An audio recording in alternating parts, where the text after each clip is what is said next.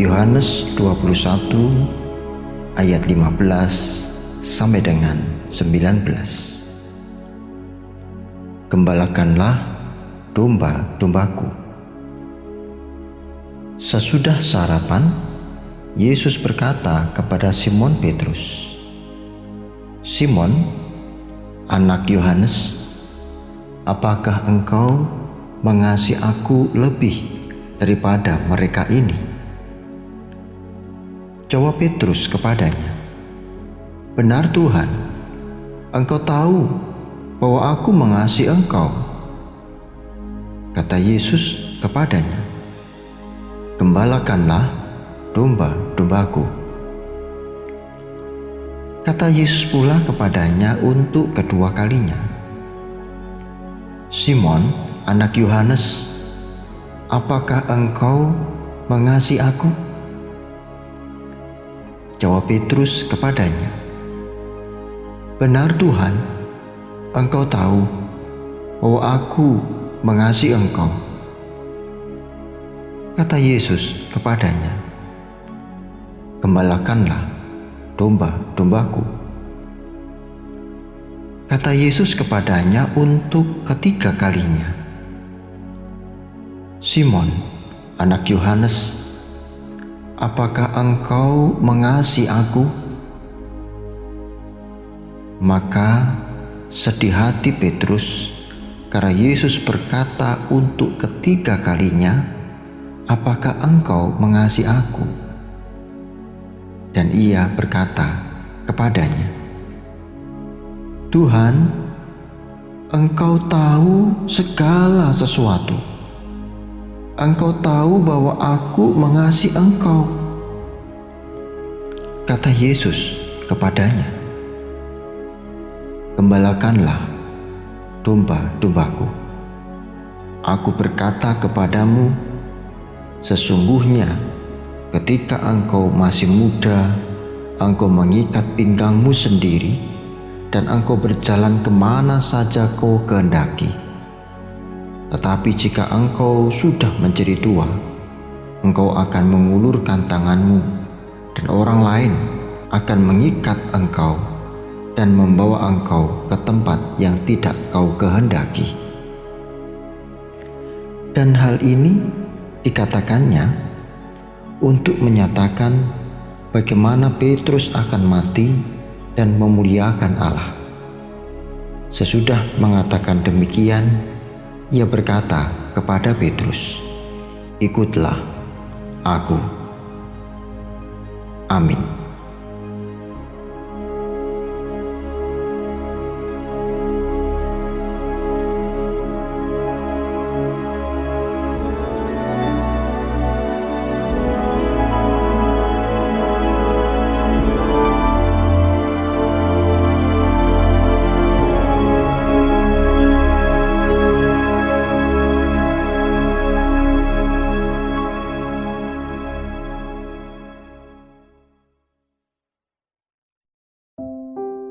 Salam Pamuji Rahayu.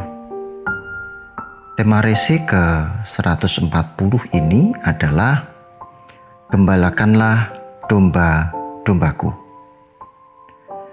Saudaraku, konon katanya dalam membangun rumah lebih mudah membangun dari awal ketimbang merenovasi. Ada banyak pertimbangan bahwa merenovasi atau bahkan tambal sulam itu jatuhnya lebih mahal, lebih boros dan tidak efektif. Mengapa? Ya karena bangunan tidak dirancang dari awal. Demikian juga membangun iman dari awal itu lebih mudah ketimbang memperbaiki iman yang sudah rusak, apalagi rusak karena pengkhianatan. Nah, kasus semacam ini, kasus pengkhianatan Petrus adalah salah satu contohnya. Baik, mari kita perhatikan. Tentu kita tahu persis siapa Petrus si batu karang itu. Bukankah ia pernah berjanji akan senantiasa setia pada gurunya, tetap ada bersama dengan gurunya dalam situasi apapun, situasi buruk sekalipun? Tapi nyatanya seperti apa?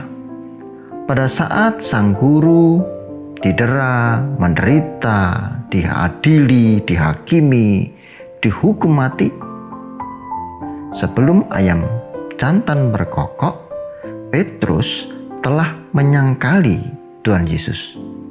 Tidak hanya sekali, melainkan 3 kali. Dan kini dalam kisah kita yang kita baca tadi, Petrus bertemu kembali dengan Yesus yang telah dikhianatinya itu.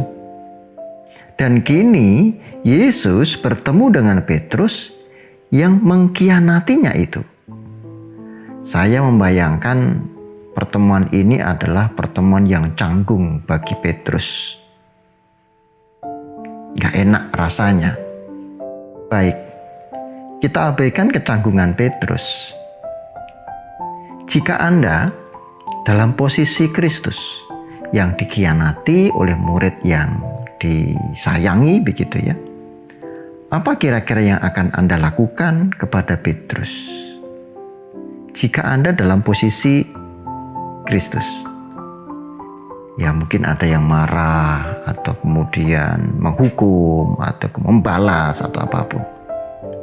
Namun tidak demikian oleh Tuhan Yesus, Tuhan kita ini.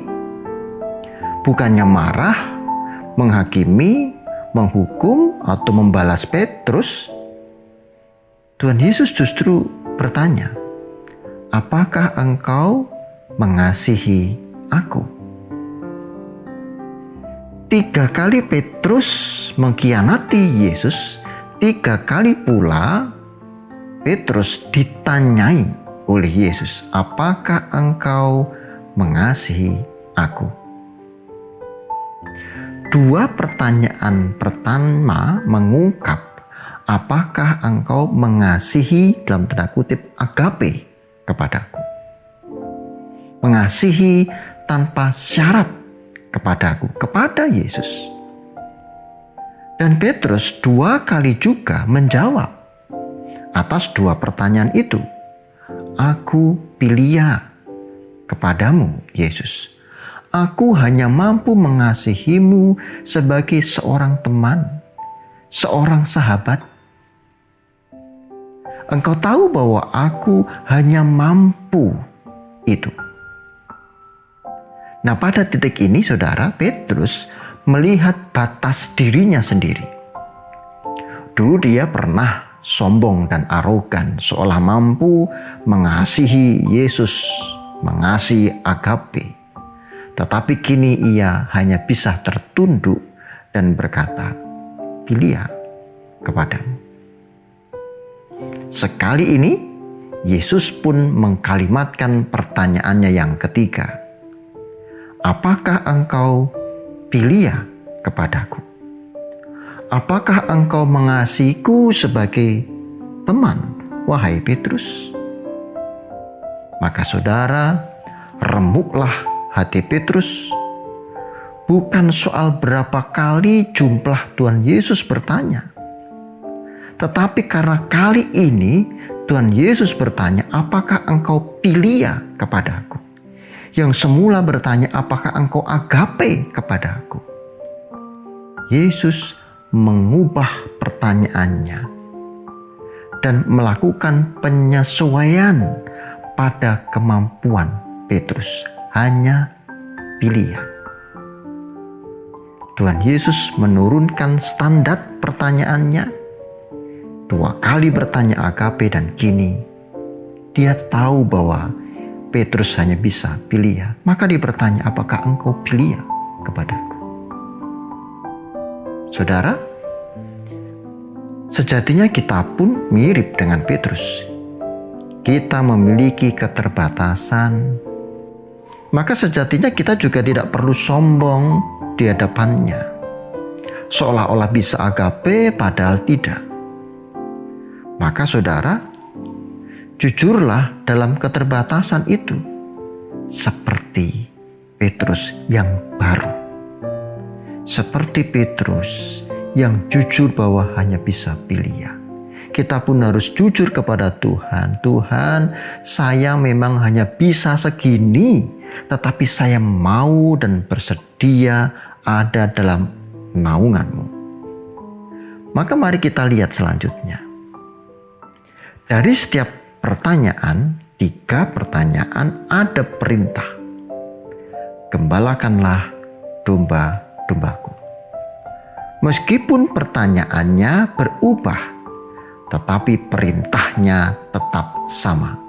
Gembalakanlah domba-dombaku. Penggembala domba. Saudara, seorang gembala senantiasa membawa 2 peralatan dalam menggembalakan dombanya. Ya, ini primer begitu ya. Tentu juga ada alat-alat yang lain. Tapi yang pertama adalah tongkat. Kalau kita lihat di gambar-gambar itu, Tuhan Yesus menggendong domba, lalu kemudian ada tongkat melengkung. Ujungnya melengkung dan biasanya sebesar leher domba. Berfungsi untuk apa? Berfungsi untuk menggembalakan. Jadi ketika ada domba yang jalannya harusnya ke sana bareng-bareng, kok beda sendiri, kok jalan sendiri, maka kemudian semacam digandol, dikembalikan ke arah yang benar. Dan tongkat ini juga dipakai untuk ambil ramban kalau bahasa Jawanya, mengambil daun untuk menjadi makanan domba. Kalau kadang-kala makanan domba tidak hanya rumput. Saudara, jadi fungsi tongkat itu untuk domba. Nah, itu yang pertama. Nah, alat yang kedua adalah gada. Kayu yang lebih pendek dari tongkat, ya seginilah gitu ya. Tetapi lebih besar dan ujungnya itu ada logam, luncing, tajam. Dan gada ini tidak digunakan untuk domba. Tidak. Tetapi gada ini digunakan untuk menjaga domba dari serangan serigala, bahkan singa atau perampok-perampok. Nah, kita lihat perintahnya.